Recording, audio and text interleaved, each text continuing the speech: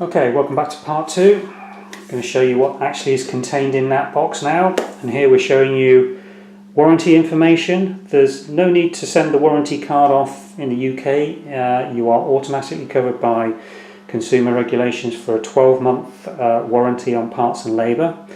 You get a user's manual, which is a nicely written, easy to read guide in terms of setup, operation and day-to-day use of the meter.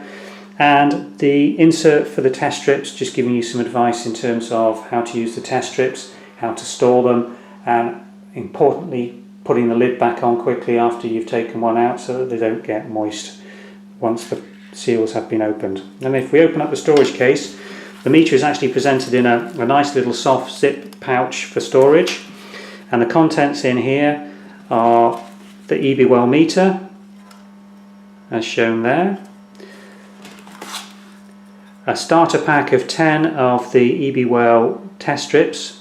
Now importantly here is reference onto the code, because each one comes with a code chip, and the code reference number is shown on the side of the test strips, and included in here is your code chip, which contains all the calibration information for those coded test strips. You have a battery for insertion into the meter, and in here you have starter pack of lancets to allow you to run these 10 tests. And also included is your Sterilance lancing device. This is a nice simple lancing device. Loaded, trigger. So loaded, trigger. You can set the depth of the lance from 5 down to 0, which is the shallowest. Most people will start at around 2.5 to 3. But if you don't get an adequate blood drop sample for your testing, then you increase the depth of the lance until you get regular, accurate results and good drop formation. You load the lance into this port here. It takes the standard lances. These are universal lances, so most brands of lancet will fit into this lancing device. And basically the sterile element of these lancets is under that plastic cover. So one of those goes in there, the plastic cover is removed and retained for pushing the lance back into for disposal, and then the lancing device screwed back together, the sprung applied.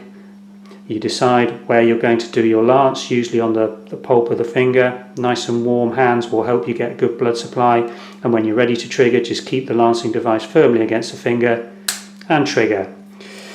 So what we're going to do in part 3 is show you insertion of the battery and run you through the setup of one of these meters so you can set it with the time and the date, and by doing that you can then access the memory function and it will automatically store the results that you obtain with this so that they can be recalled, or you can look at a series of results when you're assessing the degree of control of the diabetes that you've got.